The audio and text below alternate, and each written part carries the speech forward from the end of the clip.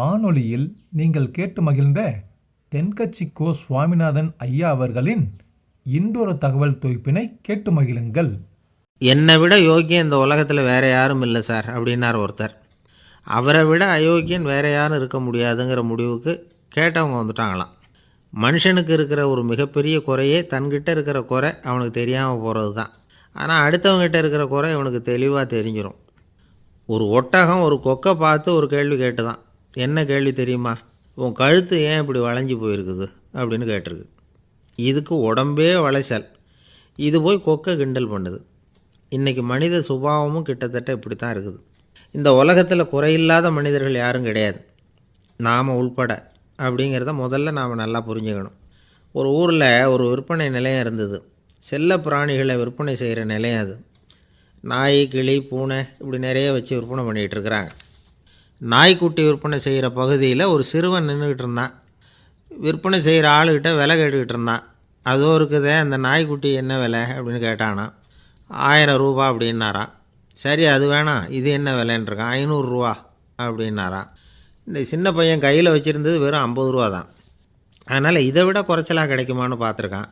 அந்த கடையில் ஒரு மூலையில் சரியாக கவனிக்கப்படாமல் ஒரு நாய்க்குட்டி படுத்து கிடந்தது. பாவமாக கத்திக்கிட்டு இருந்தது. அதை பார்த்ததுமே இவனுக்கு அது ரொம்ப பிடிச்சி போச்சு. உடனே அந்த கடைக்காரரை பார்த்து, அதுவும் அந்த மூலையில் படுத்து கிடக்குதே அந்த நாய்க்குட்டி என்ன விலை அப்படின்னு கேட்டிருக்கான். தம்பி, அது ஒரு கால் ஊனம், அதனால் அது உன்னோட குதித்து விளையாடவோ ஓடுறதோ அதால் முடியாத காரியம் அப்படின்ட்டுருக்கார் அவர். அது தெரிஞ்சுதாங்க கேட்குறேன், அதோட விலை என்ன அதை மட்டும் சொல்லுங்களேன் அப்படின்ட்டுருக்கான். தம்பி, இது கால் ஊனம் உள்ள ஒரு நாய். இதை போய் காசு கொடுத்து வாங்கிறதுக்கு யாராவது பிரியப்படுவாங்களா? இதை நான் உனக்கு இலவசமாகவே தர்றேன், எடுத்துகிட்டு போ அப்படின்னாரான். இதை கேட்டதும் அந்த சிறுவனுக்கு கோவம் வந்துட்டு தான். நீங்கள் ஒன்றும் சும்மா கொடுக்க வேணாம், இந்தாங்க 50 ரூபா, இதை வச்சுக்கிட்டு நாய்க்குட்டியை கொடுங்க அப்படின்ட்டுருக்கான். அவருக்கு ஒன்றும் புரியல, ஆச்சரியமாக இருந்தது. சரின்னு பணத்தை வாங்கிட்டு நாய்க்குட்டியை தூக்கி கொடுத்தார். அந்த சிறுவன் அந்த நாய்க்குட்டியை 2 கையாலையும் வாங்கினா, மார்போடு பிரியமாக சேர்த்து அணைச்சிக்கிட்டான். தெருவில் இறங்கி நடக்கிறான். அப்படி நடக்கும்பொழுது தான் பார்க்குறார், கடைக்காரர் ஆச்சரியமாக அவனை பார்க்குறார். அப்போ தான் அவருக்கு ஒரு விஷயம் புரியுது. அந்த சிறுவன் தெருவில் நாய்க்குட்டியை மார்போடு அணைச்சிக்கிட்டு விந்தி விந்தி நடந்து போய்கிட்டு இருக்கிறான். ஆமாம், அவனுக்கும் ஒரு கால் ஊனம். இந்த நாய்க்குட்டியை யாருமே வாங்க மாட்டாங்கன்னு நினச்சிக்கிட்டு இருந்தார்.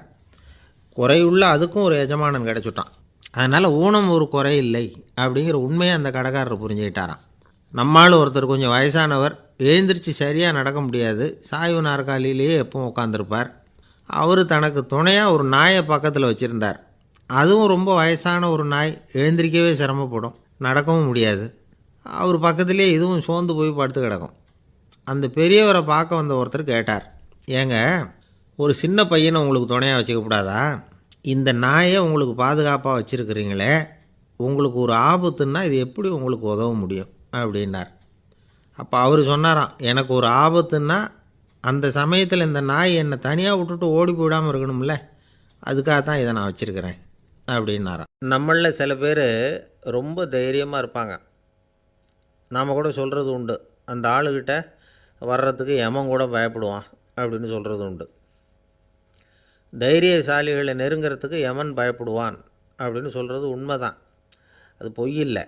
மன வலிமை இருக்குது பாருங்கள், அது மனுஷனை காப்பாற்றும். இது மருத்துவ ரீதியான உண்மை. உடல் கோளாறுகள் மன ஆரோக்கியத்தை பாதிக்கும். மன எழுச்சி, மன போராட்டம் இதெல்லாம் உடல் இயக்கத்தில் மாறுதலை உண்டாக்குது. சில வகையான நோய்களுக்கும் மனசுக்கும் இருக்கிற சம்பந்தம் என்னங்கிறத பற்றியெல்லாம் இப்போ ஆராய்ச்சி பண்ணுறாங்க.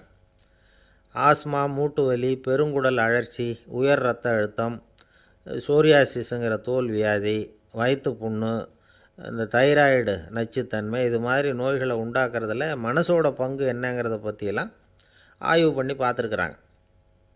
எதுக்கு எடுத்தாலும் சோர்ந்து போகிறது, தோண்டு போகிறது, இப்படிப்பட்ட மனவாகு, அதோட யாரும் நமக்கு உதவ முடியாது அப்படிங்கிற மனோபாவம், கைவிடப்பட்ட மனநிலைமை, இதெல்லாம் நோயோட தீவிரத்தை ரொம்ப அதிகரிக்க செய்யுதான். இவங்கெல்லாம் அந்த கைகால் வலிக்குது, உடம்பு அசதியாக இருக்குது, தூக்கம் வரல, முதுகு வலிக்குது, உடம்பில் உணர்ச்சி குறையுது, கை கால் விரல்லாம் மரத்து போகுது, இப்படி ஏதாவது சொல்லிக்கிட்டு டாக்டர்களை தேடி வந்துக்கிட்டு இருப்பாங்க. நெஞ்சு வலி யாருக்கு வருது தெரியுமா? பதற்றம், போட்டி மனப்பான்மை, அளவுக்கு அதிகமான வேகம், துடிப்பு, பேராசை, எதுலேயும் கட்டுப்பாடு, நேரம் தவறாமை, அப்புறம் இதெல்லாம் வந்து உள்ள மனவாக உள்ளவங்க இருக்கிறாங்கல்ல, அவங்க பெரும்பாலும் நெஞ்சு வலிக்கு ஆளாயிடுறாங்களாம். ஃப்ரீட்மேன் அப்படிங்கிறவர் நிறைய ஆராய்ச்சியெல்லாம் பண்ணி பார்த்துட்டு இதை உறுதிப்படுத்தியிருக்கிறார். அவர் பண்ணின ஆராய்ச்சியில் என்னெல்லாம் தெரிய வந்தது தெரியுமா? பொறுப்பு அதிகம் உள்ளவங்களுக்கு கண்டிப்பாக ரத்த அழுத்தம் வரும், அதிகமாக இருக்குமா. அதே மாதிரி கண்டிப்பாக இருக்கிறாங்கல்ல, அவங்களுக்கும் ரத்த அழுத்தம் அதிகரிக்குமா. ரத்த அழுத்தம் தனக்கு அதிகமாக இருக்குங்கிறத தெரிஞ்சுக்கிட்டவங்க தலைவலி, மயக்கம், இந்த தலை சுத்தல், அசதி இது மாதிரியான உணர்வுகளை வந்து அவங்களுக்கு வந்துடும், அது மாதிரி உணர்வு. ஆனால் உண்மை என்ன தெரியுமா? இதெல்லாம் வந்து ரத்த அழுத்தத்தினால இல்லை. ரத்த அழுத்தம் கட்டுப்பாட்டுக்குள்ளே இருந்தால் கூட இவங்க இப்படி நினைக்கிறாங்களாம். இதுக்கு காரணம் மனசு தான் அப்படிங்கிறார் அவர். சில பேர் எப்படி தெரியுமா? ஒருத்தர் வந்து மாரடைப்பால் இறந்து போனார் அப்படின்னு கேள்விப்பட்டால் போதும், இறந்து போகிறதுக்கு காரணம் இதயம்தான் அப்படிங்கிற பீதியால், இதய தளர்ச்சி அப்படிங்கிற மனநோயால் பாதிக்கப்படுறார். இவங்கெல்லாம் அடிக்கடி தங்களுடைய இதய பகுதியை தொட்டு பார்த்துக்குவாங்க, நாடியை பிடிச்சி பார்த்துக்குவாங்க. அடிக்கடி மூச்சை உள்ளுக்கு இழுத்து வெளியில் விட்டு வலி வருதா அப்படின்னு பார்த்துக்கிட்டு இருப்பாங்க. வேறு எங்கேயாவது வலிச்சா கூட நெஞ்சை வலிக்குதா அப்படின்னு பார்ப்பாங்க. நெஞ்சு வலிக்குதுன்னு கூட சில பேர் சொல்ல ஆரம்பிச்சிருவாங்க. ஆஸ்மாவுக்கும் மனசுக்கும் சம்பந்தம் உண்டு. தீர்வு காண முடியாத மன போராட்டங்கள் எல்லாத்துக்கும் அடுத்தவங்களையே சார்ந்து இருக்கிற மனநிலை, இதெல்லாம் ஆஸ்மாவினுடைய தீவிரத்தை வந்து அதிகப்படுத்திடும்.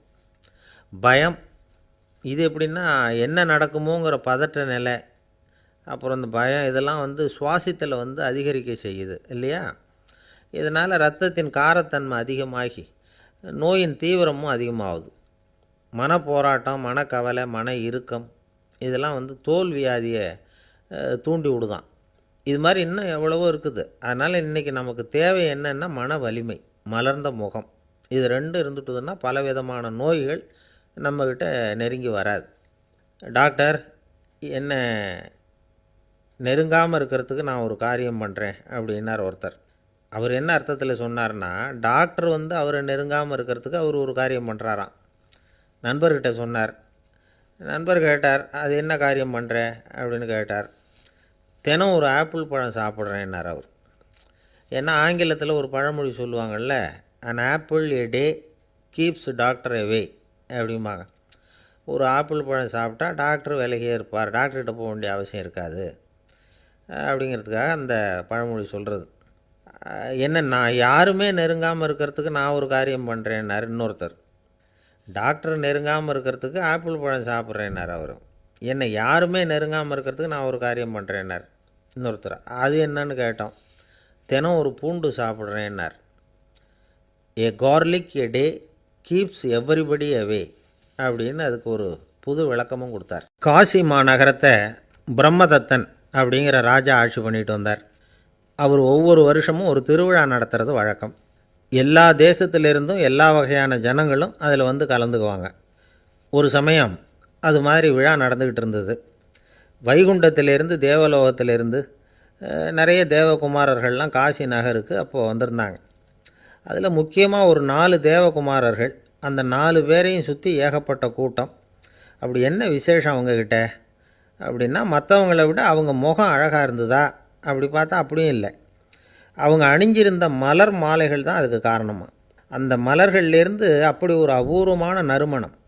இதுக்கு முன்னாடி இப்படி ஒரு நறுமணத்தை அந்த ஊர் ஜனங்க அனுபவிச்சதே இல்லை. அதுதான் அந்த 4 பேரையும் சுற்றி கூட்டம். எல்லோரும் கேள்வி கேட்க ஆரம்பித்தாங்க.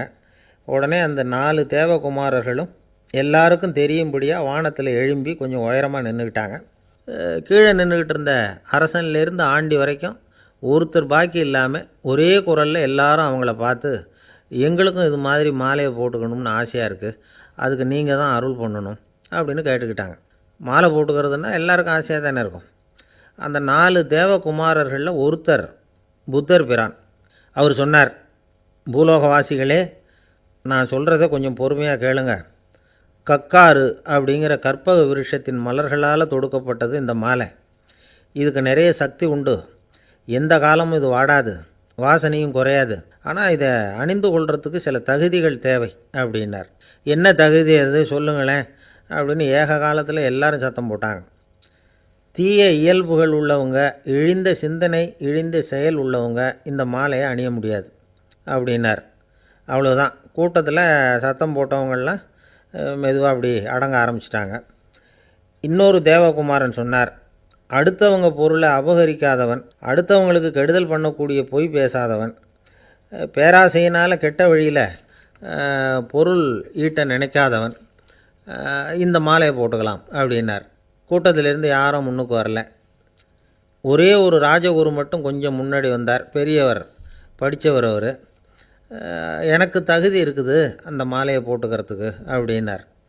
வேறு ஒன்றும் இல்லை, பொய் சொல்லியாவது அந்த மாலையை வாங்கிக்குவோமே அப்படின்னு முடிவு பண்ணிட்டார் அவர். அவ்வளோதான், மாலையை வாங்கிட்டார். அடுத்த தேவகுமாரன் பேசினார்.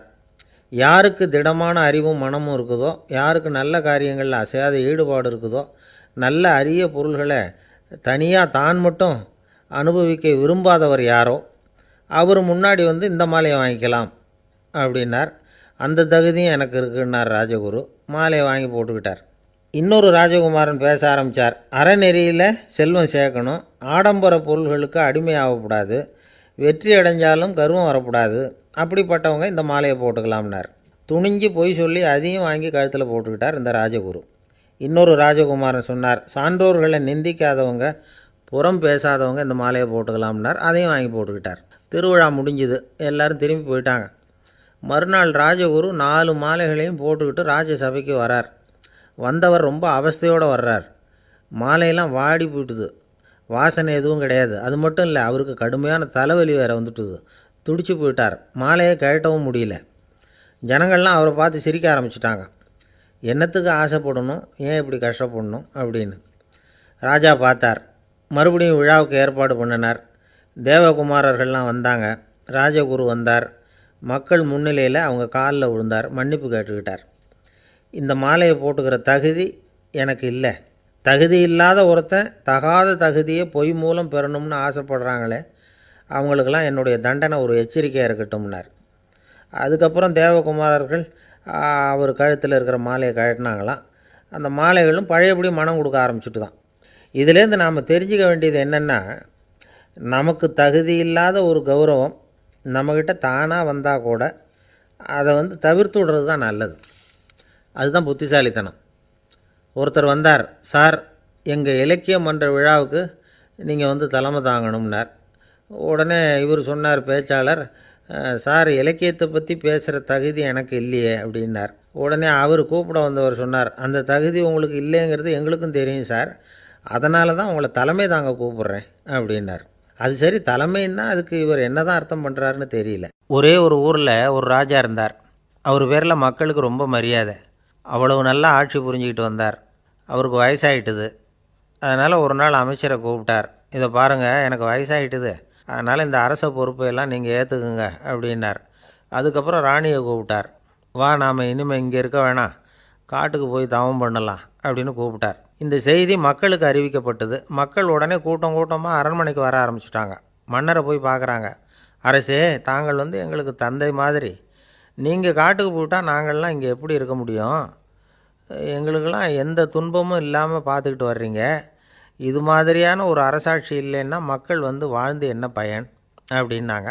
இருந்தாலும் என்ன பண்ணுறது, வயசாகிட்ட காரணத்தினால இந்த முடிவுக்கு வர வேண்டியிருக்குது அப்படின்னாரா ராஜா. அப்படின்னா நீங்கள் காட்டுக்கு போக வேணாம், நாங்கள் போகிறோம். நாங்கள் அங்கே போய் தவம் பண்ணுறோம், வழிபாடு பண்ணுறோம். கடவுள் வருவார், அவர்கிட்ட வரம் வாங்கிட்டு வந்துடுறோம் அப்படின்னாங்களாம். அப்படி சொல்லிவிட்டு உடனே எல்லோரும் காட்டுக்கு போனாங்க. நாட்டு மக்கள் எல்லாரும் ஒட்டு மொத்தமாக காட்டில் உட்காந்துக்கிட்டு தவம் பண்ணுறதை பார்த்தார் கடவுள். உடனே புறப்பட்டு வந்தார். எல்லோரும் இப்படி உட்காந்துருக்குறீங்களே, என்ன வேணும் உங்களுக்கு அப்படின்னு கேட்டார். உடனே மக்கள் எல்லாரும் ஒரு குரலில் சொன்னாங்க, சுவாமி, எங்கள் மன்னன் ரொம்ப நாளைக்கு நல்லபடியாக இருக்கணும். அவர் மகிழ்ச்சியாகவும் உடல் நலத்தோடும் இருந்தால் தான் நாங்கள் அமைதியாக வாழ முடியும் அப்படின்னாங்க. சரி, அதுக்கு என்ன செய்யணும் அப்படின்னார் ஆண்டவன். எங்கள் மன்னருக்கு இன்னும் ஒரு 100 வருஷம் ஆயுளை கொடுங்க அப்படின்னாங்க. அவ்வளவு தானே, சரி அப்படியே ஆகட்டும் அப்படின்னு சொல்லிவிட்டு ஆண்டவன் போயிட்டார். மக்கள் மகிழ்ச்சியோடு திரும்பி வந்தாங்க. மன்னா, கடவுள் வரம் கொடுத்துட்டார், நீங்கள் 100 வருஷம் வாழ போகிறீங்க அப்படின்னாங்க. இதை கேட்டதும் ராணி ராஜாவை வணங்கி நான் தவம் செய்ய போகிறேன் அப்படின்னு புறப்பட்டாங்க. உடனே மக்கள் என்ன நினச்சாங்க தெரியுமா? ஐயோ, நாம் ராஜாவுக்கு மட்டும்தானே நீண்ட ஆயுள் வேணும்னு வரம் வாங்கினோம், ராணிக்கு வாங்கலையே, அதுதான் கோபத்தில் புறப்பட்டாங்க போல இருக்குது அப்படின்னு நினச்சி வருத்தப்பட்டாங்க. ஆனால் ராணி நினச்சது அது இல்லை. ராணி போய் தவம் பண்ணாங்க, கடவுள் காட்சி கொடுத்தார். இவங்க கேட்குறாங்க, சுவாமி, ராஜாவுக்கு மட்டும் 100 வருஷம் ஆயுள்னு வரம் கொடுத்துட்டீங்க, அப்படின்னா குடிமக்களும் 100 வருஷம் இருக்கணும். இப்படிப்பட்ட குடிமக்கள் இல்லைன்னா அப்படிப்பட்ட அரசன் இருந்து என்ன பிரயோஜனம் அப்படின்னாங்களாம். ஆண்டவன் பார்த்தார், சரி அவங்களும் 100 வருஷம் வாழ்வாங்க, அது மட்டும் இல்லை நீயும் 100 ஆண்டு காலம் வாழ வரமளிக்கிறேன் அப்படின்னு சொல்லிவிட்டு மறைஞ்சிட்டார்.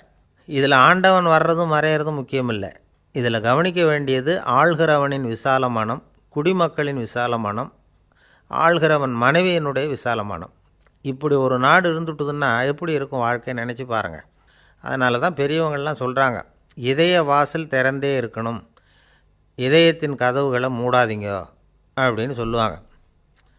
என்கிட்ட ஒருத்தர் சொன்னார், என்னுடைய இதய வாசல் எப்பவும் திறந்தே தான் இருக்குதுன்னார். எதனால் அப்படி சொல்கிறீங்க அப்படின்னு கேட்டோம். டாக்டரே சொல்லிவிட்டார், என்னுடைய இதயத்தில் ஒரு ஓட்டை இருக்குது அப்படின்னு, வால்வு சரியில்லையா அப்படிங்கிறார். அளவுக்கு மிஞ்சினால் அமிர்தமும் நஞ்சு அப்படின்னு சொல்லுவாங்க. அது உண்மைதான். ஒருத்தருக்கு அளவுக்கு மீறிய புகழ் வந்துட்டுதுன்னு வச்சுங்க, அது கூட ஆபத்தாக போயிடுறது உண்டு. பழங்காலத்துல எல்லாம் கிரேக்க தேசத்தில் ஒரு பழக்கம் உண்டாம். அதாவது யாராவது ஒருத்தரை நாடு கடத்தணும்னா அதுக்கு ஒரு வழி உண்டு. அதாவது ஒருத்தரை நாடு கடத்தணும்னு மக்கள் விரும்புகிறாங்கன்னு வச்சுங்களேன், அவர் பேரை ஒரு மண்பாண்ட ஓட்டுச்சில்லில் எழுதி அதை ஒரு குறிப்பிட்ட பொது இடத்துல போட்டுற வேண்டியது, அவ்வளவுதான். இது மாதிரி பல பேர் போட்டுக்கிட்டே இருப்பாங்க, எல்லாம் அப்படியே குவிஞ்சு போயிடும். அந்த ஓட்டாஞ்சில்லு குவியலில் யாருடைய பேர் அதிகமாக இருக்குதோ அந்த நபரை ஒரு 10 ஆண்டுகள் நாடு கடத்தி விடுவாங்க. இது அந்த ஊர் வழக்கமாக. ஒரு நாள் அந்த குவியலுக்கு பக்கத்தில் ஒரு ஆள் நின்றுக்கிட்டு இருக்கிறான். அவன் கையில் ஒரு ஓட்டாஞ்சில்லு வச்சுருக்கிறான். அதில் யாரோட பேரையோ எழுதணும், எழுதி அந்த இடத்துல போடணுங்கிறது அவன் ஆசை.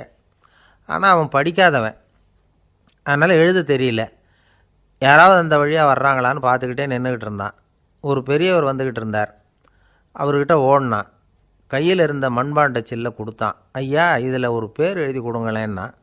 அந்த பெரியவர் அதை வாங்கி கையில் வச்சுக்கிட்டு, என்ன பேர் எழுதணும் சொல்லு அப்படின்னா. இவன் சொன்னான், அரிஸ்டைடிஸ் அப்படின்னு எழுதுங்க அப்படின்னா.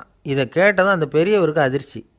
ஏன்னா அவர் தான் அரிஸ்டைடிஸ், தத்துவ மேதை அரிஸ்டைடிஸ் அவர். இருந்தாலும் நான் தான் அதுங்கிறத காட்டிக்காமல் அந்த ஆளுக்கிட்ட கேட்டார், அது சரிப்பா, அரிஸ்டைடிஸுங்கிற பேரை எழுத சொல்கிற, அவர் உனக்கு என்ன கெடுதல் பண்ணார், அவர் பேரை இதில் எழுத சொல்கிறியே அப்படின்னு கேட்டிருக்கார். அதுக்கு இவன் சொன்னானா, அவர் எனக்கு எந்த கெடுதலும் பண்ணலை, அவரை நான் பார்த்தது கூட இல்லை அப்படின்ட்டுருக்கான். அப்புறம் எதுக்காக அவரை நாடு கடத்தணும்னு நீ ஆசைப்படுற அப்படின்னு கேட்டிருக்கார். இப்போ அந்த ஆள் சொல்கிறான், அரிஸ்டைடஸை பற்றி எல்லாரும் பேசுகிறாங்க, அவர் ரொம்ப நல்லவர், அவர் ஒரு பெரிய அறிவாளிங்கிறாங்க, அவர் ஒரு பெரிய வள்ளல், பேரறிஞர், இப்படி எல்லாரும் சொல்கிறத கேட்டு கேட்டு எனக்கு ரொம்ப அலுத்து போயிட்டுது, அதனால தான் வெறுப்பாயிட்டேன் அப்படின்னு நானும். இதிலேருந்து என்ன தெரியுது? நாம் நல்லவனாக இருக்கிறதுல ஒன்றும் இடைஞ்சல் இல்லை. ஆனால் நம்மளை நல்லவன் நல்லவன் எல்லாரும் சொல்ல ஆரம்பிச்சிட்டாங்கன்னு வச்சுக்கோங்க, அப்போ இடைஞ்சல் ஆரம்பம்னு அர்த்தம். எதுவுமே அளவுக்கு மிஞ்சி போகாமல் பார்த்துக்க வேண்டியது ரொம்ப அவசியம். அளவுக்கு அதிகமாக ஆசைப்படாதவங்களில் ஆப்ரஹாம் லிங்கனும் ஒருத்தரான். அவர் ஒரு தடவை தன்னுடைய நண்பர்கள்கிட்ட பேசிக்கிட்டு இருந்தாராம். ஒருத்தர் கேட்டிருக்கார், ஒரு மனுஷனுக்கு கால்கள் எவ்வளோ உயரம் இருக்கணும் அப்படின்னு கேட்டாராம். இதுக்கு ஆப்ரஹாம் லிங்கன் சொன்னாராம், அது என்ன, இடுப்புலேருந்து தரையை தொடுற அளவுக்கு உயரம் இருந்தால் போதும் அப்படின்னாராம். வங்க நாவலாசிரியர் சரத் சந்திரர் ஒரு நண்பர் அவர்கிட்ட வந்தார். வழக்கமாக எல்லா எழுத்தாளர்கள்கிட்டையும் கேட்குற ஒரு கேள்வியை கேட்டார். நீங்கள் எழுத்துத்துறைக்கு வந்தது எப்படி, இதுதான் கேள்வி, அதை தெரிஞ்சு என்ன பிரயோஜனம்னார் சரத் சந்திரர். சும்மா சொல்லுங்களேன், தெரிஞ்சுக்கிறேன் அப்படின்னார் வந்தவர். சரி சொல்கிறேன்னு ஆரம்பித்தார். நான் ரங்கூனில் வேலை பார்த்துக்கிட்டு இருந்தேன், சம்பளம் பத்தலை, வேலையும் பார்த்துக்கிட்டு ஒரு பலசரக்கு கடை வைக்கலாம்னு நினச்சேன். என்னால் மளிகை கடை வச்சு சரியாக நடத்த முடியுமாங்கிற சந்தேகம் என் மனைவிக்கு. அதை சோதனை பண்ணி பார்க்கணுங்கிறதுக்காக சில பொருள்களின் அளவு, அதோட விலை, இப்படி சிலதை சொல்லி எல்லாத்தையும் மனக்கணக்காக கூட்டி போட சொன்னாங்க. என்னால் சரியாக கூட்டி சொல்ல முடியல. உங்களால் மளிகை கடை நடத்த முடியாதுன்னு சொல்லிவிட்டாங்க. உடனே என்ன பண்ணுறது, வேறு வழி இல்லை, கதை எழுத ஆரம்பிச்சிட்டேன் அப்படின்னார். கேட்டவருக்கு சிரிப்பு வந்துட்டு தான். சரத் சந்திரர் ஒரு பக்கம் சீரியஸான நாவல்கள் சிறுகதைகள் எழுதியிருந்தாலும் அவருடைய இன்னொரு பக்கம் வேறு விதம். நண்பர்கள்கிட்ட பேசும்பொழுதும் சரி, அவர்களுக்கு கடிதங்கள் எழுதும்போதும் சரி, கேலியும் கிண்டலும் நகைச்சுவை உணர்வும் அதிகமாக இருக்கும். காந்திஜி ஒரு சமயம் கல்கத்தாவுக்கு வந்திருந்தார். தேசபக்தர்கள் பல பேர் அவர்கிட்ட பேசிக்கிட்டு இருந்தாங்க. அப்போது சரத் சந்திரரும் அங்கே இருந்தார். கிரண் சங்கர் ராய் அப்படிங்கிறவரும் அங்கே இருந்தார். அவர் சொன்னாராம், காந்திஜியோட பழகிய முதல் வங்காளி நான் தான். போயர் யுத்த காலத்தில் இவர் லண்டனுக்கு வந்திருந்தப்போ என்கிட்ட தான் வங்காள மொழி கற்றுக்கிட்டார் அப்படின்னாராம். உடனே சரத் சந்திரர் காந்திஜியை பார்த்து, இவர் உங்களுக்கு வங்காள மொழி கற்றுக் கொடுத்தது உண்மைதானா அப்படின்னாராம். ஆமான்னாராம் காந்தி. அதனால தான் உங்களால் வங்காள மொழி கற்றுக்க முடியல அப்படின்னாராம். எல்லாரும் சிரித்தாங்களாம். சரத் சந்திரர் சாம்தாபேர் அப்படிங்கிற கிராமத்தில் தங்கியிருந்தார். ஒரு இலக்கிய நிகழ்ச்சியில் கலந்துக்கிறதுக்காக. அதுக்காக ஒரு கல்கத்தாவுக்கு போக வேண்டிய சூழ்நிலை. அதுக்காக புறப்பட்டார். அந்த சமயத்தில் பின்னாடி இருந்து யாரோ அவரை கூப்பிட்டாங்க. இப்படி கூப்பிட்டவரை பார்த்து இன்னொருத்தர் யாரோ அதட்டி இருக்கிறாங்க. போகிறவரை ஏன் இப்படி கூப்பிடுறீங்க அப்படின்னு. ஏன் கூப்பிட்டா என்னன்னு கேட்டிருக்கார் சரத் சந்திரர். புறப்படுறவங்கள பின்னாடி இருந்து கூப்பிடுறது அபசகுனம், போகிற இடத்துல ஏதாவது ஆபத்து வரலாம் அப்படின்னு அதுக்கு விளக்கம் கொடுத்துருக்கிறார் அவர். உடனே சரத் சந்திரர் சொன்னாராம், இதோ இவங்க என்னை இலக்கிய கூட்டத்துக்கு அழைச்சிட்டு போகிறாங்களே, இதை விட வேறு என்ன ஆபத்து வந்துட போகுது அப்படின்னாராம். இப்படி சரத் சந்திரருக்கு இயல்பாகவே நகைச்சுவை உணர்வு உண்டு. அவருடைய நண்பர் ஒருத்தர் வீட்டுக்கு கூப்பிட்டுருந்தார். அங்கே ஒரு கச்சேரிக்கு ஏற்பாடு பண்ணியிருந்தாங்க. சரத் சந்திரருக்கு இயல்பாகவே கச்சேரியில் நீண்ட ஆலோசனையெல்லாம் கேட்குறதுக்கு பொறுமை இருக்காது. அதனால் மெதுவாக பாட போகிறவர் எப்படி அப்படின்னு கேட்டிருக்கார். அவருக்கு ரொம்ப நல்லா பாட தெரியும் அப்படின்னு சொல்லியிருக்கிறாங்க. அதுக்கு சரத் சந்திரர், பாட தெரியுங்கிறது சரி, பாட்டை நிறுத்த தெரியுமா அதை சொல்லுங்கள் முதல்ல அப்படின்னாராம். ஒரு ஜென் துறவி, அவருக்கு ரொம்ப வயசாகிட்டுது, கடைசி காலம். நண்பர்களெல்லாம் கூப்பிட்டார். நண்பர்களே, நான் வித்தியாசமான முறையில் சாகணும்னு ஆசைப்படுறேன், அதுக்கு ஏதாவது யோசனை சொல்லுங்களேன் அப்படின்னு கேட்டாராம். நண்பர்கள் சிரித்தாங்க. என்ன பேச்சு பேசுகிறீங்க, சாவறதுங்கிறது என்ன விளையாட்டு கத்தனமான காரியமா அப்படின்னு கேட்டிருக்காங்க. அந்த துறவி கொஞ்ச நேரம் யோசனை பண்ணார். அப்புறம் கேட்டாராம், இது வரைக்கும் யாராவது நடந்துக்கிட்டே இறந்துருக்குறாங்களா அப்படின்னாராம். எல்லாரும் இல்லைன்னாங்களாம். ஒருத்தர் மட்டும் சொல்லியிருக்கார், அப்படியும் ஒருத்தர் இறந்துருக்கிறதாக ஒரு கதையில் படிச்சிருக்கிறேன், ஒரு ஞானியால் தான் அப்படியெல்லாம் செய்ய முடியும் அப்படின்னு அவர் சொன்னாராம். சரி, அப்படின்னா அந்த முறை நமக்கு வேணாம், நின்றுக்கிட்டே யாராவது உயிரை விட்டுருக்காங்களா அப்படின்னு விசாரித்தாராம். அப்படியும் ஒருத்தர் இறந்துருக்கிறார் அப்படின்னாங்களாம். மறுபடியும் அந்த துறவி யோசனை பண்ணியிருக்கிறார். ஏதாவது வித்தியாசமான முறையில் நாம் போகணும் அப்படிங்கிறது அவருடைய விருப்பம். மனிதன் எப்படி வாழ்கிறானோ அப்படி இறப்பது தான் நல்லது. சரி, யாராவது தலைகீழாக யோகம் செய்யும் நிலையில் இறந்துருக்கிறாங்களா அப்படின்னு விசாரித்தாராம். நண்பர்கள் சிரித்தாங்க. தலைகீழாக நின்னபடி இறந்ததாக நாங்கள் கேள்விப்பட்டதே இல்லை, அது முடியாத காரியம் அப்படின்ட்டுருக்காங்க. இப்போ அந்த துறவிக்கு திடீர்னு உற்சாகம் வந்துட்டுது. உடனே எழுந்திரிச்சார், தலைகீழாக நின்னார், அப்படியே உயிரை விட்டுட்டார். அவ்வளோதான். அந்த மடாலயத்தில் ஒரே குழப்பம், எப்படி அவரை கீழே இறக்கி படுக்க வைக்கிறது அப்படின்னு புரியல. இப்படி உயிர் விடுறதை பற்றி அவங்க இது வரைக்கும் கேள்விப்பட்டதும் இல்லை. உண்மையிலேயே இவர் இறந்து தான் போனாராங்கிறதும் தெரியல. சோதித்து பார்த்தாங்க. இதய துடிப்பு, நாடி துடிப்பு எல்லாம் நின்று போயிருந்தது. இவர் எப்போவும் இப்படி தான், என்ன பண்ணுறது இப்போது அப்படின்னு சொல்லி எல்லோரும் குழம்பிக்கிட்டு இருக்கிற சமயத்தில் ஒரு பெரிய ஒரு யோசனை சொன்னார். இந்த துறவியோட மூத்த சகோதரி பக்கத்து மடாலயத்தில் இருக்கிறாங்க, அவங்கள இங்கே அழைச்சிட்டு வந்தால் ஏதாவது வழி கிடைக்கும் அப்படின்னார். அந்த அம்மாவுக்கு 90 வயசு. அழைச்சிட்டு வந்தாங்க. ஒரு குச்சியை ஊன்றிக்கிட்டு அப்படியே மெதுவாக நடந்து வந்தாங்க. தம்பி, தலைகீழாக நின்று உயிர் விட்டு இறக்கிறத பார்த்தாங்க. தம்பின்னு கூப்பிட்டு பார்த்தாங்க, ஒன்றும் காணோம். உடனே என்ன பண்ணாங்க, தன்னுடைய கைத்தடியால் தம்பியோட உடலை ஒரு தட்டு தட்டினாங்க.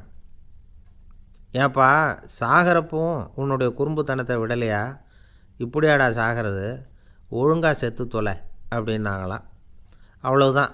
உடனே அந்த துறவி திரும்பி நேராக நின்னார். அக்கா கோவப்படாத, நான் ஒழுங்காக சாகிறேன், எப்படி செத்தா என்ன, எல்லாம் எனக்கு ஒன்று தான் அப்படின்னு சொல்லிவிட்டு அப்படியே தரையில் படுத்து உயிரை விட்டாராம்.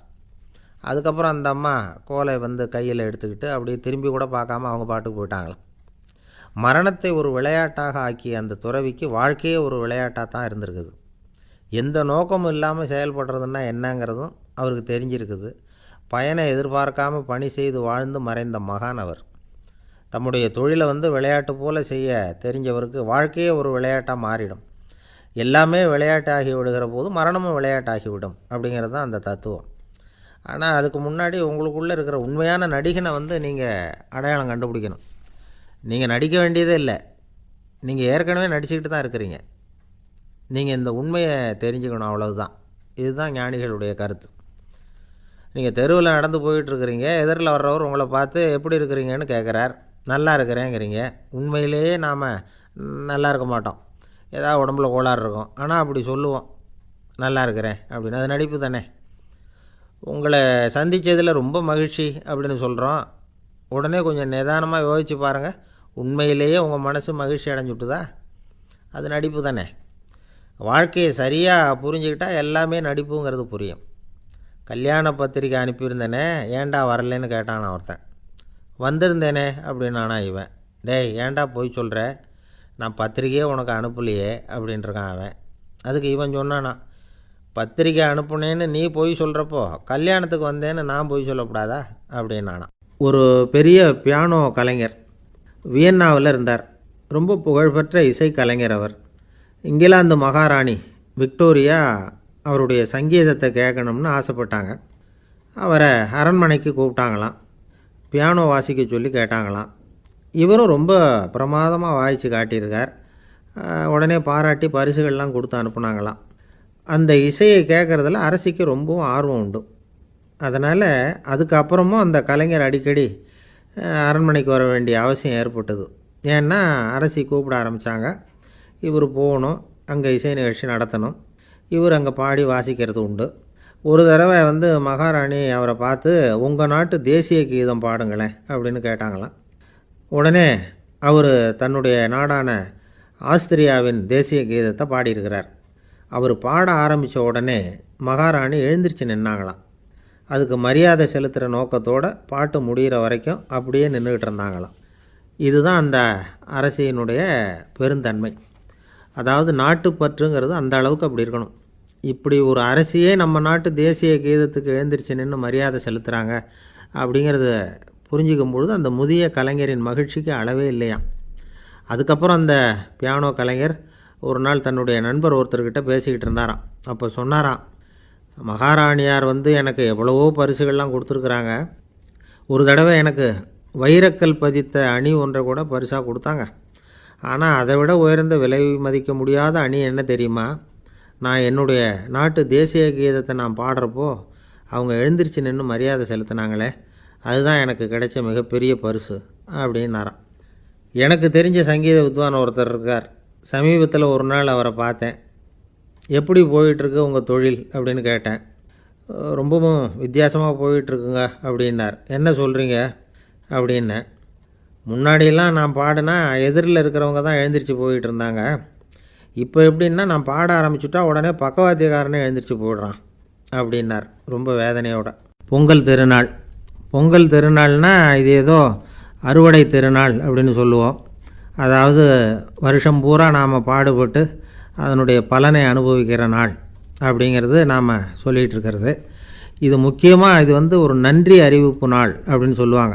இன்றைக்கி வந்து நிறைய நன்றி அறிவிப்பு கூட்டம்லாம் நடந்துக்கிட்டு இருக்குல்ல, அது மாதிரி விவசாயிகள் நடத்துகிற ஒரு நன்றி அறிவிப்பு விழா இது. யாருக்கு நன்றி சொல்கிறாங்கன்னா ஆதவனுக்கு. அதாவது சூரியன் இல்லைன்னா விவசாயம் இல்லை. அதனால் ஆதவனுக்கு நன்றி செலுத்துகிற நாளாக இந்த பொங்கல் திருநாளை நாம் கொண்டாடுறோம். அதாவது இந்த பொங்கலில் வந்து விவசாயிகள்கிட்டேருந்து நிறைய பண்புகளை நாம் தெரிஞ்சுக்க வேண்டிய நாள் இது. விவசாயிகள் வந்து அவங்க விவசாயம் முன்னேறி இருக்கிற அளவுக்கு விவசாயிகளுடைய வாழ்க்கை தரம் முன்னேறலை. அந்த அளவுக்கு அவர்கள் வந்து நாட்டுக்காக உழைச்சிக்கிட்டு இருக்கிறாங்க. அந்த காலத்திலே அதை பற்றி ஒரு கதை சொல்கிறது உண்டு. ஒரு வயசான ஆள் நிலத்தில் ஏறு உழுதுகிட்டு இருந்தாராம். கிழிஞ்சு போன ஒரு சின்ன துண்டை தான் இடுப்பில் கட்டியிருந்தாராம். தலையில் ஒரு கந்தலை சுற்றியிருந்தார். உடம்பு பூரா சேரு. ரொம்ப ஏழை. ஏறு ஓட்டிகிட்டு இருக்கிறவர் வேறு எப்படி இருப்பார்? இருந்தாலும் அந்த ஆள் ரொம்ப ஜாலியாக பாட்டு பாடிக்கிட்டே ஏறு உழுதுகிட்டு இருந்தாராம். உடம்புல தான் அவர் ஏழையை தவிர மனசில் ஒரு ஏழையாக தெரியல. அந்த சமயத்தில் அந்த நாட்டு ராஜா அந்த பக்கமாக குதிரை மேலே வந்தாராம். வேட்டைக்கு போயிட்டு பரிவாரங்களோடு திரும்பி வந்துக்கிட்டு இருக்கிறார். ரொம்ப செல்வ செழிப்பில் இருக்கிற ராஜா அவர் இந்த வயசான விவசாயியை பார்த்துருக்கார். இந்த ஆள் ரொம்பவும் ஏழைங்கிறது அவர் பார்த்தாவே பளிச்சுன்னு தெரியுது. கட்டிக்கிறதுக்கு நல்ல துணி இல்லை. உடம்போ இழைச்சி போயிருக்குது. வயிறு முதுகில் போய் ஒட்டிகிட்டு இருக்கு. கண்ணு குழி விழுந்து போயிருக்குது. ஆனாலும் முகத்தை பார்த்தா சந்தோஷமாக இருக்கிற மாதிரி இருக்குது. இவ்வளோ உற்சாகமாக பாடிக்கிட்டு இருக்கிறாரே அப்படின்னு ஆச்சரியமாக நினச்சி பார்த்தார் அந்த ராஜா. சரி, அவர்கிட்ட கொஞ்சம் பேச்சு கொடுத்து பார்க்கலாம் அப்படின்னு முடிவு பண்ணார். ஐயா பெரியவரே, இப்படி கொஞ்சம் வர முடியுமான்னாராம். பொழுது போகிறதுக்குள்ளே நான் இந்த வயல் பூரா உழவு ஓட்டி ஆகணும், அதனால் பேசுகிறதுக்கு நேரம் இல்லை அப்படின்னாராம் அந்த பெரியவர். என்ன அவ்வளவு அவசரமாக? மீதி இருந்தால் நாளைக்கு உழுதக்கூடாதா? அது சரி, உனக்கு எத்தனை ஏக்கர் நிலம் இருக்குது அப்படின்னு விசாரிச்சிருக்கார் ராஜா. எனக்குன்னு சொந்தமாக உள்ளங்கை அளவு கூட நிலம் கிடையாது. இது எங்கள் முதலாளியோட நிலம். இதை பூராவும் உழுது முடித்தாதான் அவர் கூலி கொடுப்பார். நான் கூலிக்கு உழுதுகிட்டு இருக்கிறேன். உங்ககிட்ட பேசிக்கிட்டு இருந்தால் அவருக்கு துரோகம் பண்ணது மாதிரி ஆகிடும் அப்படின்னாராம். ராஜா குதிரையை விட்டு கீழே இறங்கினார். வரப்பில் நடந்து அந்த பெரியவர்கிட்டே போனாராம். சரி, ஒரு நாள் பூரா உழுதா உனக்கு எவ்வளவு கூலின்னு கேட்டிருக்கார். 8 அணா கூலி கிடைக்கும்னாராம் அவர். இது ரொம்ப காலத்துக்கு முன்னாடி நடந்த ஒரு சம்பவங்கிறதுனால அப்போ 8 அணா கூலிங்கிறது ரொம்ப பெருசு. இருந்தாலும் அதுவும் அந்த ராஜாவுக்கு பெரிய கூலியாக தெரியல. இவ்வளவு தானா, இதை வச்சுக்கிட்டு நீ எப்படி காலம் தள்ளுற அப்படின்னாராம். ஒன்றும் கவலை இல்லை அப்படின்னாராம் அவர். ராஜாவுக்கு ரொம்ப ஆச்சரியமாக போச்சு. 8 அணா கூலி வாங்குகிற இந்த ஆள் கவலை இல்லாமல் இருக்கிறார். ஏராளமான வசதியோடு இருக்கிறன்னா கவலை இல்லாமல் வாழ முடியலையே அப்படின்னு நினச்சி பார்த்துருக்கார். அது சரி, 8 அணாவில் எப்படி குடும்பம் நடத்துகிற அப்படின்னு கேட்டாராம். எனக்கு கிடைக்கிற 8 அணாவில் 2 அணா குடும்பத்துக்கு செலவழிக்கிறேன், 2 அணா பழைய கடனுக்கு கொடுக்குறேன், 2 அணா தர்மம் செய்கிறேன், 2 அணா வட்டிக்கு கொடுக்குறேன், ஒரு குறையும் இல்லைன்னாராம். ராஜாவுக்கு ஒன்றும் புரியல. எனக்கு ஒன்றும் புரியலேன்னு இருக்கார். ஐயா, எனக்கும் என் மனைவிக்கும் 2 அணா செலவாகுது. வயசான அம்மா அப்பா இருக்கிறாங்க.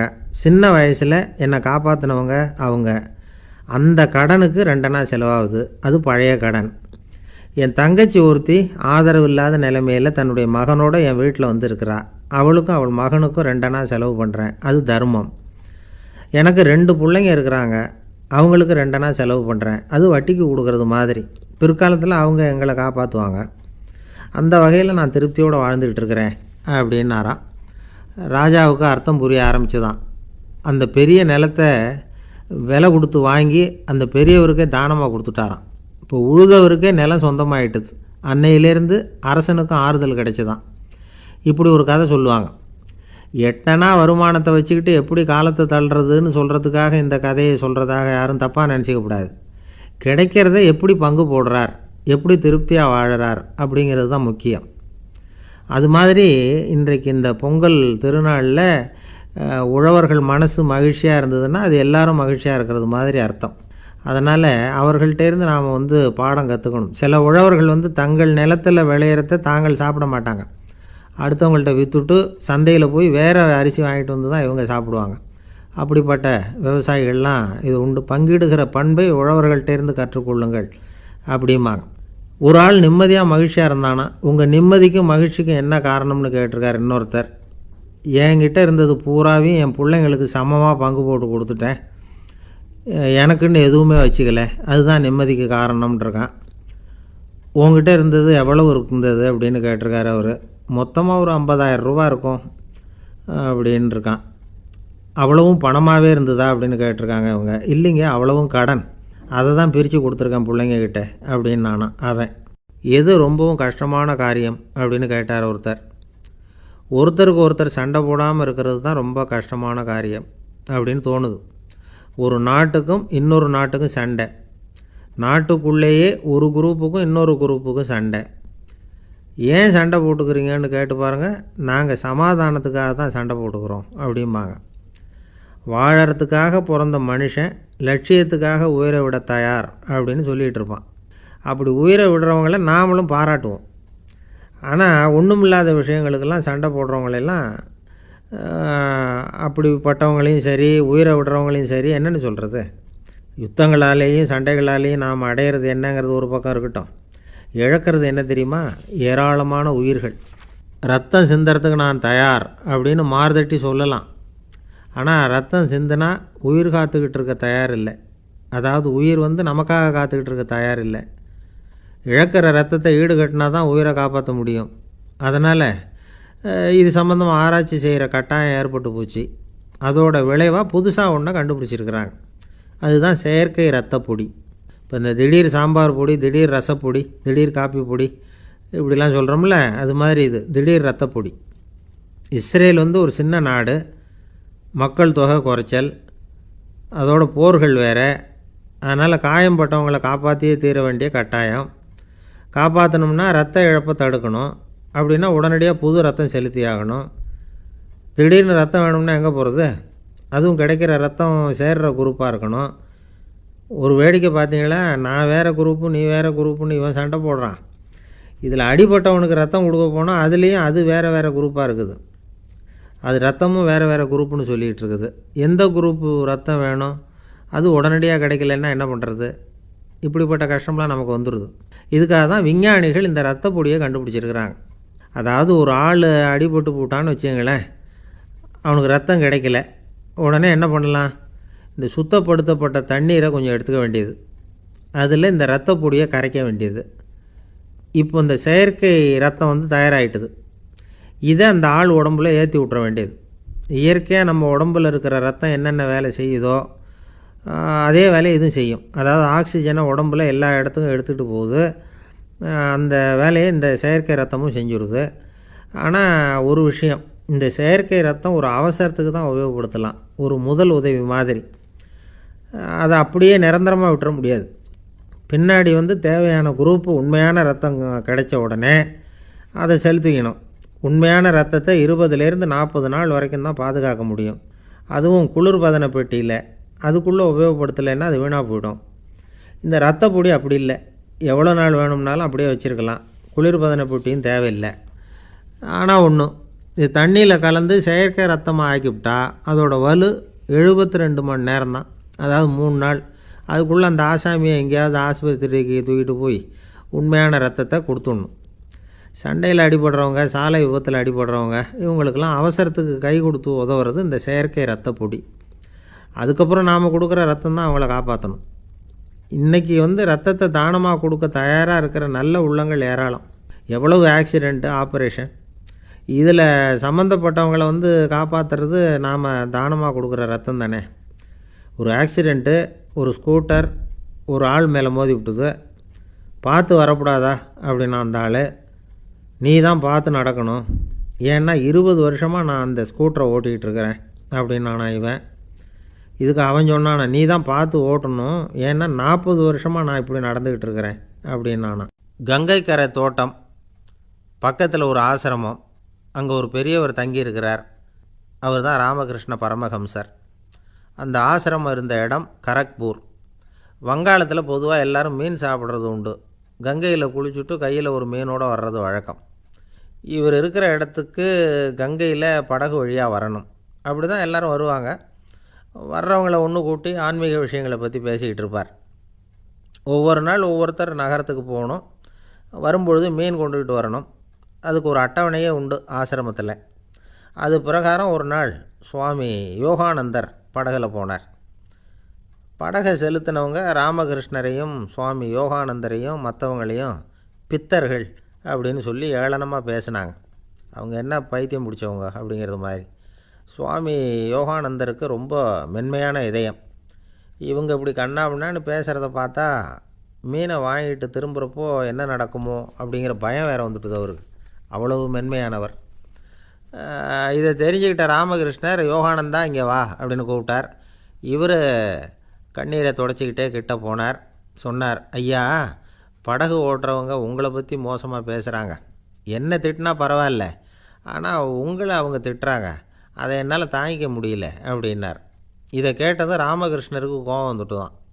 என்னது, உன்னுடைய குருவை பற்றி அவங்க மோசமாக பேசும்பொழுது நீ சும்மா இருந்தியா? வெளியில் போ அப்படின்னு விட்டார். குரு நிந்தனை செய்கிறப்போ அதை கேட்டுக்கிட்டு சும்மா இருக்கலாமா? குரு நிந்தனையை கேட்டால் பாவம் இல்லையா? என்னை தூற்றும்போது அவங்க வந்து பாவம் செய்கிறாங்க, அதை கேட்டுக்கிட்டு நீ சும்மா இருந்தால் நீயும் பாவம் செய்கிற அப்படின்னாராம். அடுத்த நாள் சுவாமி நிரஞ்சனானந்தர் போக வேண்டிய நாள். இவர் படகுல போகும்பொழுதும் அதே மாதிரி நடந்து தான். அவங்க மோசமாக பேச ஆரம்பித்தாங்க, திட்ட ஆரம்பித்தாங்க. அப்படி கேலி பண்ண ஒருத்தனை இவர் என்ன பண்ணார், பலார்னு கன்னத்தில் அரைஞ்சிட்டார். இன்னொருத்தனை கங்கையில் தூக்கி எறியறதுக்கும் தயாராகிட்டார். அதுக்கப்புறம் அவங்க யாரும் வாயை திறக்கலை. மீன் வாங்கிட்டு வர்றப்பவும் படகுல ஒரே அமைதி, அவ்வளவு பயம் அவங்களுக்கு. ராமகிருஷ்ணர் கூப்பிட்டு விசாரித்தார் என்ன நடந்ததுன்னு. இவர் சொன்னார், அவர் யோகானந்தா போகும்பொழுது என்ன நடந்ததோ அப்படியே தான் இப்போவும் நடந்தது. குரு நிந்தனை செய்கிறத கேட்டுக்கிட்டு நான் சும்மா இருப்பேனா, ஒருத்தனை அப்படியே அரைஞ்சுட்டேன், இன்னொருத்தனை ஆற்றுல தூக்கி போட்டுருவேன்னு பயமுறுத்தினேன், அவ்வளவுதான் அப்படின்னாராம். இப்போவும் ராமகிருஷ்ணருக்கு கோபம் வந்துட்டு தான். என்ன இது, அணியறது காஷாயம், இருக்கிறது ஆசிரமம், உனக்கு இவ்வளவு கோபம் வந்ததுன்னா அப்புறம் என்னத்துக்கு ஆசிரமத்தில் இருக்கணும், பிரம்மச்சாரி எப்பவும் அமைதியாக இருக்கணும் அப்படின்னு அறிவுரை சொன்னாராம் ராமகிருஷ்ணர். அப்போ இவர் கேட்டாராம், ஏங்க அவருக்கு ஒரு விதமான அறிவுரை சொன்னீங்க, எனக்கு வேறு விதமாக அறிவுரை சொல்கிறீங்க, இதில் எது உண்மை அப்படின்னு கேட்டிருக்கார். இதுக்கு ராமகிருஷ்ணர் சொன்ன பதில் என்னென்னா, அட அசடே, சக்கரத்தில் காற்று அதிகமாக இருந்தால் குறைக்கணும், குறைச்சலாக இருந்தால் கூட்டணும். அவன் சாது, அவனுக்கு அதிக உணர்ச்சி தேவை, உனக்கு படபடப்பு அதிகம், உனக்கு பொறுமை தேவை அப்படின்னாராம். இதில் உள்ள கருத்து என்னென்னா, கல்விங்கிறது எப்படின்னா அதை சூழ்நிலைக்கு தகுந்த மாதிரி கற்பிக்கணும். எல்லாருக்கும் ஒரே மாதிரி கற்பிக்கக்கூடாது. கேட்குறவர் தகுதி, புரிஞ்சுக்கிற திறமை, இதை பொறுத்து கல்வி அமையணும். ஆரம்ப காலத்தில் ஒரு குரு, அப்போ ஒரு சீடன் இருந்தான். அது வேடிக்கையான குரு, வேடிக்கையான சீடன். ஒரு ஆசிரமம்.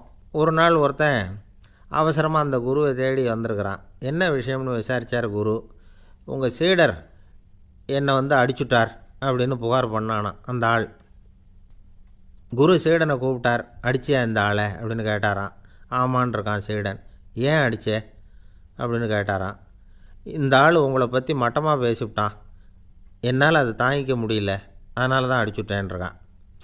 அப்படி என்ன பேசினான் அப்படின்னு கேட்டாரான்.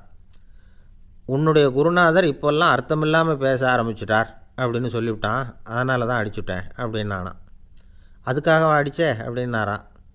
நான் அதுக்காக அடிக்கலை குருவே, இப்போல்லாம் நீங்கள் அர்த்தம் இல்லாமல் பேசுகிறதாக அவன் சொல்கிறான், அப்படின்னா இது வரைக்கும் நீங்கள் அர்த்தத்தோடு பேசினதாகத்தானே அர்த்தம், அது தப்பு தானே, அதனால தான் அடித்தேன் அப்படின்னானான். ஒரு பெரியவர் உட்கார்ந்துருக்கிறார். அவரை சுற்றி அவருடைய தோழர்கள் உட்காந்துருக்கிறாங்க. ஏதோ ஒரு முக்கியமான செய்தியை அவர் வந்து அவங்களுக்கு சொல்லிகிட்டு இருக்கிறார். அவங்களும் ஆர்வமாக கேட்டுக்கிட்டு இருக்கிறாங்க. இந்த சமயத்தில் யாரோ ஒரு ஆள் வேகமாக அங்கே வர்றார். வர்ற வேகத்திலேயே எனக்கு ஏதாவது உதவி செய்யுங்க அப்படின்னு கேட்டுக்கிட்டே வர்றார். கேட்குறது உதவி, ஆனால் குரல் வந்து மிரட்டுறது மாதிரி இருக்குது, அதட்டி கேட்குறது மாதிரி இருக்குது. இதை கேட்டதும் அந்த பெரியவர் ஆத்திரப்படலை, ஆனால் அவரை சுற்றி இருந்தவங்க ஆத்திரப்பட்டாங்க. இதை பெரியவர் கவனித்தார். கொஞ்சம் அமைதியாக இருங்கன்னார். வந்தவரை கூப்பிட்டார். அவருக்கு சில பொருள்களை கொடுத்தார். என்னங்க இப்போ உங்களுக்கு மகிழ்ச்சி தானே அப்படின்னார். ஆ அப்படின்னு அலட்சியமாக அவர் சொல்கிறார். நான் உங்களை நல்ல முறையில் நடத்தினேன்னா அப்படின்னு கேட்குறாரு அவர் மறுபடியும். அதெல்லாம் ஒன்றும் இல்லை அப்படின்னு சொல்லி அவர் சொல்லிகிட்டு இருக்கிறாரு. குரலில் வந்து கடுமை குறையில. சுற்றி இருந்தவங்களால் இதை பொறுத்துக்க முடியல. கோபத்தோடு அவரை நோக்கி நெருங்க ஆரம்பித்தாங்க. பெரியவர் அவங்களையெல்லாம் தடுத்து நிறுத்தினார். வந்தவரை வாங்க என்னோட அப்படின்னு சொல்லி அழைச்சிட்டு போனார். வீட்டுக்கு போனார். அங்கே போனதும் இன்னும் சில பொருள்களை எடுத்து அவர்கிட்ட கொடுத்தார். இப்போ திருப்தி தானே, நான் உங்ககிட்ட நல்ல முறையில் நடந்துக்கிட்டேனா அப்படின்னார்.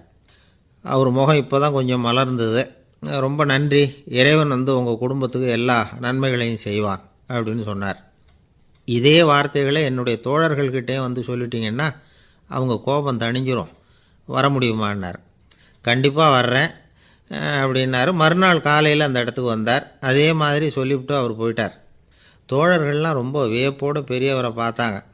அந்த பெரியவர் தான் நபிகள் நாயகம். அவர் சொன்னார், ஒருத்தன் ரொம்ப ஆசையாக ஒரு ஒட்டகத்தை வளர்த்துக்கிட்டு வந்தான். ஒரு நாள் அந்த ஒட்டகம் வந்து கயத்தை அறுத்துக்கிட்டு ஓடி போயிட்டுது. அக்கம் பக்கத்தில் இருக்கிறவங்கெல்லாம் அந்த ஒட்டகத்தை பிடிக்கிறதுக்கு முயற்சி பண்ணாங்க. அதை துரத்திக்கிட்டு ஓடினாங்க. ஒட்டகம் வந்து தாறுமாறாக ஓட ஆரம்பிச்சிது. இந்த சமயத்தில் ஒட்டகத்தை வளர்த்தவன் அங்கே ஓடி வந்தான். நீங்கள் அதை ஒன்றும் செய்ய வேணாம், விட்டுருங்க. அதோட சுபாவம் எனக்கு நல்லா தெரியும். அதை சுலபமாக என்னோடய வழிக்கு கொண்டுட்டு வந்துட முடியும். நான் பார்த்துக்கிறேன், விட்டுருங்கோ அப்படின்னா. எல்லோரும் விலைக்கு போயிட்டாங்க. இவன் என்ன செஞ்சான் தெரியுமா? கொஞ்சம் புல்லை கையில் எடுத்துக்கிட்டு அந்த ஒட்டகத்தை நெருங்கினான். அவ்வளவுதான். அது ஓடி வந்து இவன் காலடியில் உட்காந்துக்கிட்டது. செல்லமாக அதை அப்படியே தடவி கொடுத்தான். முதுகில் ஏறி உட்காந்துக்கிட்டான். அது பாட்டுக்கு சாதுவாக நடந்து போகுது. இந்த கதையை நபிகள் நாயகம் தம்முடைய தோழர்களுக்கு சொல்கிறார். ஒட்டகத்தை மட்டும் இல்லை, சில மனிதர்களையும் கூட சில விதத்தில் அணுகி தான் அவர்களை வந்து சீர்திருத்த வேண்டியிருக்குது அப்படிங்கிறத அவங்களுக்கு உணர்த்தினார். இது ஒரு அழகான உளவியல் அணுகுமுறை. சில குடும்ப தலைவர்கள் கூட இந்த ஒட்டகம் மாதிரி நடந்துக்கிறது உண்டு. அப்புறம் அடங்கி போகிறதும் உண்டு. ஒரு குடும்ப தலைவர் காலையில் எழுந்திரிச்சதுலேருந்து சத்தம் போட்டு கத்திக்கிட்டு இருப்பார். பக்கத்தில் இருந்தவங்கெல்லாம் ஓடி போய் சமாதானம் பண்ணி பார்த்தாங்க. அவர் ஓயறது மாதிரி தெரியல. கடைசியில் அவர் மனைவி வந்தாங்க. நீங்கள் எல்லாம் விலைக்கு போயிடுங்க, அவர் சுபாவம் எனக்கு தெரியும், நான் பார்த்துக்கிறேன் அப்படின்னாங்க. சரின்னு எல்லோரும் போயிட்டாங்க. சாயந்தரமாக வந்து பார்க்குறாங்க, அவர் சத்தம் இல்லாமல் ஒரு மூலையில் உட்காந்துருக்கிறார். ரொம்ப சாதுவா. ஆச்சரியமாக இருந்தது. என்னம்மா பண்ணீங்கன்னு கேட்டாங்க. அது ஒன்றும் இல்லைங்க, ஒரு வேளை சாப்பாட்டை நிறுத்தினேன், பட்னி போட்டேன், அவ்வளவுதான் அப்படின்னாங்க அந்த அம்மா. ஒரு ராஜா ஊரெல்லாம் சுற்றி பார்த்துட்டு வரலாம்னு ஒரு நாள் புறப்பட்டு போனார். ஒரு இடத்துல தறி நெசவு வேலை ரொம்ப மும்முரமாக நடந்துக்கிட்டு இருந்தது. ஒரு பெரியவர் தறியால் நெசவு வேலை செஞ்சுக்கிட்டு இருந்தார். பக்கத்தில் ஒரு அழகான பொண்ணு உட்காந்து நூலை சுற்றிக்கிட்டு இருக்குது. ராஜா அந்த பெரியவரை பார்த்து யார் இந்த பொண்ணுன்னு விசாரித்தார். ராஜா அப்படி கேட்டதும் அவருக்கு ரொம்ப பெருமையாக போயிட்டுது. ஏன்னா உட்காந்துருந்தது அவரோட மகள். அரசே, இது என்னுடைய மகள். இவ வேகமாக நூல் திரிக்கக்கூடியவள். வைக்கோலை எடுத்து இவ திரிச்சா கூட அது எல்லாம் பவுனிழையாக வெளியில் வரும் அப்படின்னு ஒரு ராசி இவளுக்கு அப்படின்னு ரொம்ப பெருமையாக ராஜா கிட்ட சொன்னார். ராஜா இதை கேட்டதும் அசந்துட்டார். அப்படியா, இவ்வளவு அழகும் சாமர்த்தியமும் உள்ள இந்த பொண்ணு என்னோட வரட்டுமே, இவளை என் மருமகளாக ஆக்கிக்கிறேன் அப்படின்னார் ராஜா. அந்த பெரியவருக்கு ஒன்றும் புரியல. ஏதோ கொஞ்சம் பெருமையாக சொல்ல போக அது இப்படி ஆகிட்டுதே அப்படின்னு கவலைப்பட்டார். இருந்தாலும் ராஜா பேச்ச தட்ட முடியுமா? மகளை அனுப்பி வச்சுட்டார். ராஜா அந்த பொண்ணை அரண்மனைக்கு அழைச்சிட்டு வந்தார். அங்கே ஒரு அறையில் வச்சு பூட்டி விட்டார். அந்த ரூமு நிறைய வைக்கோலை கொண்டாந்து போட்டு அடைச்சாங்க. 3 ராட்டைகள் வேறு வச்சுருந்தாங்க. நாளைக்கு பொழுது விடியறதுக்குள்ளே நீ இந்த வைக்கோலையெல்லாம் தங்க இழைகளாக மாற்றி காட்டணும். நாளைக்கு காலம்புறம் வந்து நான் இந்த அறை கதவை திறப்பேன். உன் தகப்பன் சொன்னது மாதிரி எல்லாம் தங்கமாக மாறி இருக்கணும், இல்லைன்னா நீ உயிர் தப்ப முடியாது அப்படின்னு உத்தரவு போட்டார். பாவம் அந்த பொண்ணு என்ன பண்ணும், பகல் பூரா அழுதுகிட்டே உட்காந்துருக்குது. ராத்திரி பூராவும் தூக்கம் வரல. மறுநாள் அதிகாலை நேரத்தில் யாரோ கதவை தட்டுற சத்தம் கேட்டுது. பயந்துக்கிட்டே கதவை திறக்கிறா. திறந்து பார்த்தா வெளியில் 3 அவலட்சணமான பெண்கள். ஒருத்திக்கு வந்து கால் அகலமாக முறை மாதிரி இருக்குது, இன்னொருத்திக்கு கட்டை விரல் கரண்டி மாதிரி பெருசாக இருக்குது, 3ஆவது பொண்ணுக்கு உதடு தடித்து ரப்பர் மாதிரி தொங்கிக்கிட்டு இருக்கு. யார் நீங்கள், உங்களுக்கு என்ன வேணும் அப்படின்னு கேட்குது இந்த பொண்ணு. நாங்கள் உங்களுக்கு உதவி செய்கிறதுக்கு தான் வந்திருக்கிறோம் அப்படின்னு சொல்லி உள்ளே வந்தாங்க. உட்காந்தாங்க. கொஞ்ச நேரத்துக்குள்ளே உள்ளே இருந்த வைக்கோலையெல்லாம் தங்க இழைகளாக மாற்றி கொடுத்துட்டு போயிட்டாங்க. காலையில் ராஜா வந்தார், பார்த்தார். ஆகா பேஷுனார். இன்னும் கொஞ்சம் வைக்கோலை கொண்டாந்து அந்த ரூமில் போட சொன்னார். இந்த வைக்கோலையும் இன்றைக்கி தங்கமாக மாற்றிவிடு, நாளைக்கு மறுநாள் உனக்கும் இளவரசனுக்கும் கல்யாணம்னு சொல்லிவிட்டார். இன்றைக்கி ராத்திரி அந்த 3 பொண்ணுங்களும் வந்தாங்க. வைக்கோலை பொண்ணு இழைகளாக மாற்றினாங்க, புறப்பட்டாங்க. இந்த பொண்ணு அவங்க காலில் விழுந்து வணங்கினா. என் உசுரை காப்பாற்றினீங்க, உங்களுக்கு நான் என்ன கைமாறு செய்ய போகிறேன் அப்படின்னா. பயப்படாத, நீ விரும்பினா எங்களுக்கு ஒரு உதவி செய்யலாம். உன்னுடைய கல்யாணத்துக்கு நாங்கள் 3 பேரும் வரோம். நீ எங்களை வந்து வரவேற்று ராஜாக்கிட்டேயும் இளவரசர்கிட்டையும் நாங்கள் வந்து உன்னோட பெரியப்பா பொண்ணுங்கன்னு சொல்லி அறிமுகப்படுத்தி வை, நாங்கள் விருந்து சாப்பிட்டுட்டு போயிடுறோம் அப்படின்னாங்க. ரொம்பவும் சந்தோஷமாக சரின்னு ஒத்துக்கிட்டா. கல்யாண நாள் வந்தது. கல்யாணம் ரொம்ப கோலாகலமாக நடந்துக்கிட்டு இருக்கு. எல்லா தேசத்து ராஜா ராணிகளும் வந்துக்கிட்டு இருக்கிறாங்க. அந்த 3 அவலட்சணமான பொண்ணுங்களும் வந்து சேர்ந்தாங்க. யார் இவங்கன்னு கேட்டார் ராஜா. என் பெரியப்பா பொண்ணுங்க அப்படின்னா அந்த பொண்ணு. காலும் உதடும் கட்டை விரலும் ஏன் இப்படி உங்களுக்கு அவலட்சணம் ஆயிட்டுது அப்படின்னு கேட்டார். அதுக்கு அந்த பொண்ணுங்க பதில் சொன்னாங்க. என்ன செய்கிறது, ஓயாமல் வைக்கோலை நூற்று ஒருத்தியோட கட்டை விரல் அப்படி கரண்டி மாதிரி ஆயிட்டுது. நாக்கில் தொட்டு தொட்டு திரிச்சதுனால ஒருத்தியோட உதடு அப்படி ஆயிட்டுது. காலால் கட்டையை அழுத்தி அழுத்தி தறி போட்டதுனால இன்னொருத்தையோட கால் அப்படி ஆயிட்டுது. உங்கள் மருமகளாக வந்திருக்கிற இந்த பொண்ணு அந்த 3ஐயுமே செய்ய தெரிஞ்சவ தான். என்ன ஆக போதும் இன்னும் கொஞ்ச நாளில் அப்படின்னாங்க. அவ்வளவுதான், ராஜா பயந்துட்டார். அம்மா, இன்னையிலேருந்து நீ இளவரசனின் மனைவி, நீ எப்பவும் அழகாக இருக்கணும், அதனால் நீ இனிமேல் வைக்கோலை திரிக்கவே கூடாது அப்படின்னு உத்தரவு போட்டார். அவளை இக்கட்டான சூழ்நிலையிலேருந்து காப்பாற்றின அந்த 3 பொண்ணுங்களும் சந்தோஷமாக திரும்பி போயிட்டாங்களாம். சுவாமி சின்மயானந்தர் இந்த கதையை சொல்லியிருக்கிறார். தன்னலம் மறந்து சுயலாபத்தை தியாகம் செய்கிறது வைக்கோல்லேருந்து தங்க இழையை நூக்கிறது மாதிரி அப்படிங்கிறார் அவர். அது இருக்கட்டும், இப்போ நம்ம கதைக்கு வருவோம். ஒரு ராஜா தன்னோட மகனுக்கு சுயவரம் நடத்தினார். எல்லா தேசத்திலிருந்தும் ராஜகுமாரர்கள் வந்திருந்தாங்க. ராஜகுமாரியை கல்யாணம் பண்ணிக்கலாம்ங்கிற ஆசையில் சுயம்பர மண்டபத்திலேருந்து எல்லா ராஜகுமாரர்களும் அலறி அடிச்சுக்கிட்டு வெளியில் ஓடி வந்துக்கிட்டு இருக்கிறாங்களாம். ஏன் இப்படி எல்லாரும் மிரண்டு போய் ஓடி வர்றாங்கன்னு கேட்டார் ஒருத்தர். அதுக்கு இன்னொருத்தர் விவரம் சொன்னார். ராஜகுமாரியை இன்றைக்கி தான் அவங்க நேரில் பார்த்தாங்களாம், அதுதான் அப்படி ஓடி வந்துக்கிட்டு இருக்கிறாங்க அப்படின்னார். ஒரு தடவை நாரதர் ஒரு தெரு வழியாக போய்கிட்டு இருந்தார். வழியில் ஒருத்தர் வேத சாஸ்திரம்லாம் படிச்சுக்கிட்டு உட்காந்துருந்தார். அவர் நாரதரை பார்த்து எங்கே போயிட்டுருக்குறீங்கன்னு கேட்டார். கடவுளை பார்த்துட்டு வரலாம்னு போயிட்டுருக்கிறேன் அப்படின்னார் நாரதர்.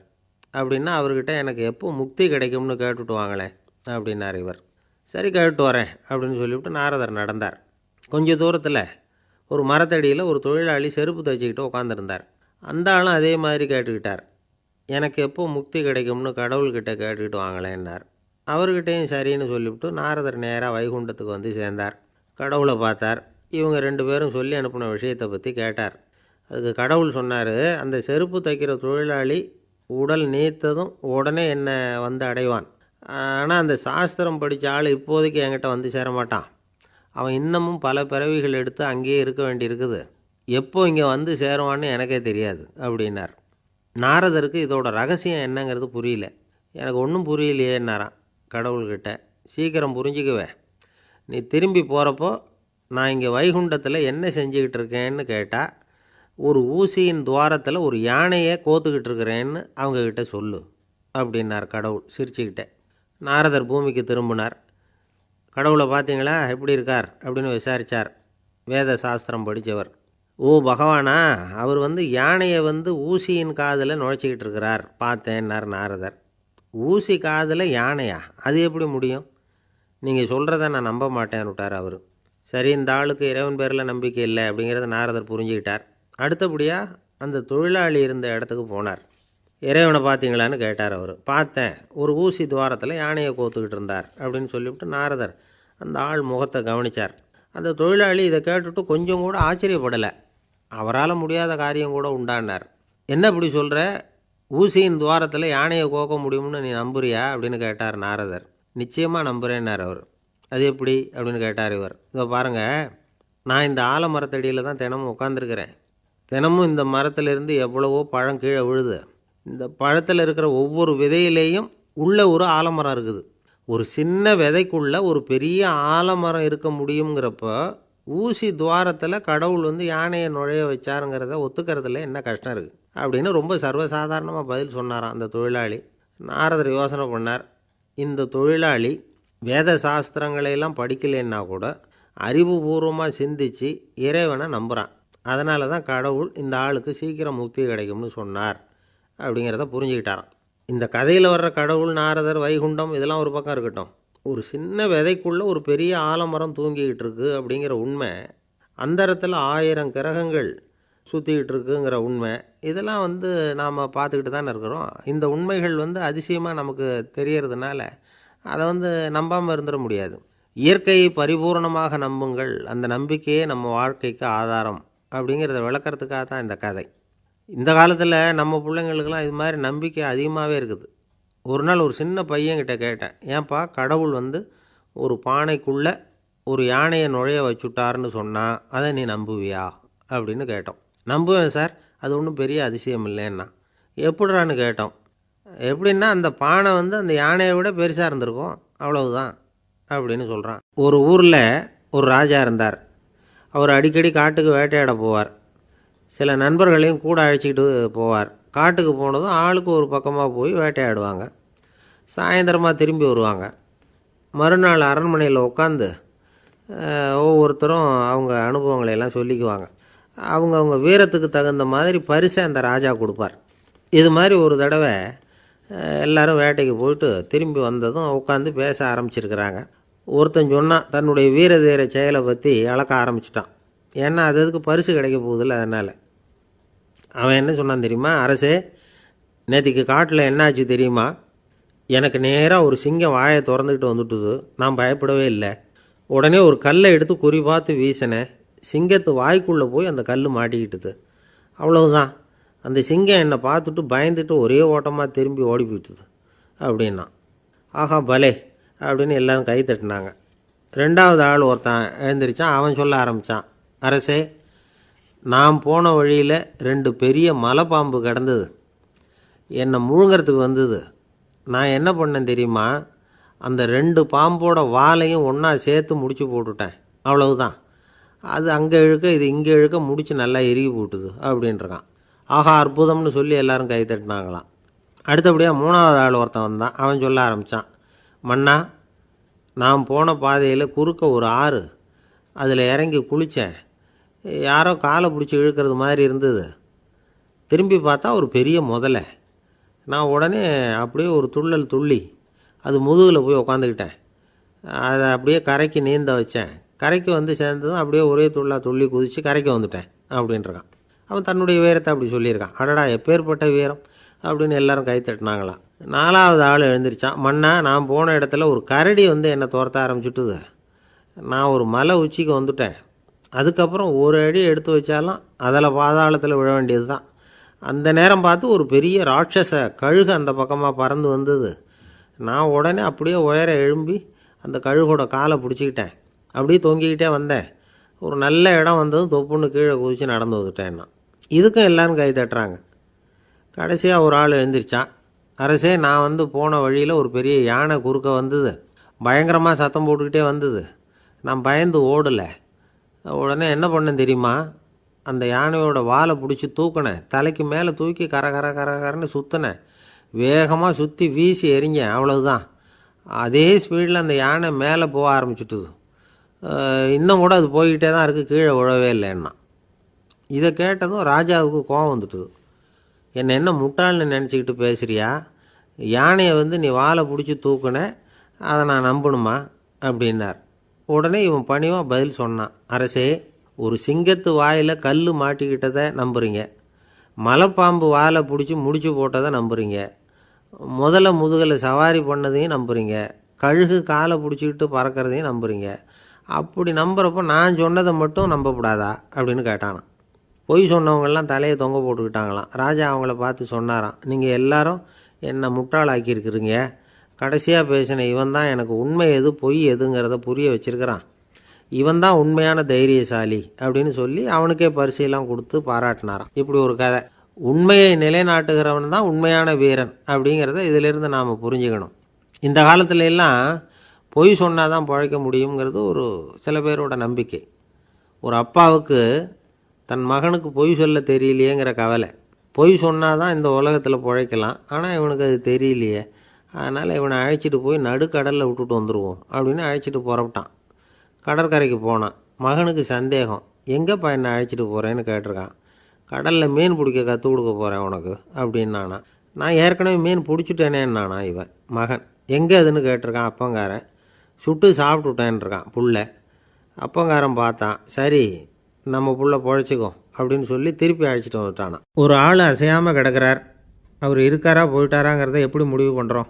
அவர் மூக்குக்கு முன்னாடி புறங்கையை வச்சு பார்க்குறோம், மூச்சு வருதா இல்லையா அப்படிங்கிறத கண்டுபிடிக்கிறதுக்காக. மூச்சுங்கிறது அவ்வளவு முக்கியமான ஒரு விஷயம். சுவாசம் இல்லைன்னா எதுவுமே இல்லை. நம்ம பூமி இருக்க அது கூட சுவாசிக்குதுங்கிறத சோவியத் விஞ்ஞானிகள் கண்டுபிடிச்சிருக்கிறாங்க. பூமிக்கு மேலே இருக்கிற மண் அடுக்கில் காற்றில் உள்ள ஆக்சிஜன் ஆக்சிகரணம் அடையுது அப்படின்னு தான் இது வரைக்கும் எல்லோரும் நம்பிக்கிட்டு இருந்தாங்க. ஆனால் இப்போ என்ன கண்டுபிடிச்சிருக்கிறாங்கன்னா, அந்த ஆக்சிஜன் பூமிக்குள்ளே 1 கிலோமீட்டர் ஆழம் வரைக்கும் ஊடுருவி போகுதான். பூமிக்குள்ளே 2 பக்கமும் பல கிலோமீட்டர் வரைக்கும் பரவுதான்.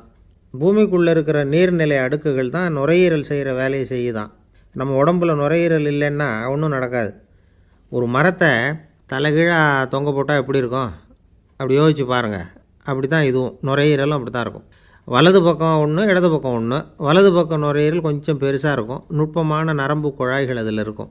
கோடிக்கணக்கான நுண்ணிய குழாய்களை வச்சுக்கிட்டு தான் அது வேலை செய்யுது. 25 கோடி குழாய்கள் இருக்கும். அதை அப்படியே முழுசாக பிரித்து பரப்புனா ஒரு டென்னிஸ் கோர்ட்டில் பாதி பரப்பளவு இருக்குமா. நுரையீரல் நிறம் வந்து கருஞ்சிவப்பு தான். புகை அதிகமாக உள்ளே போச்சுன்னா அது கருப்பாயிடுது.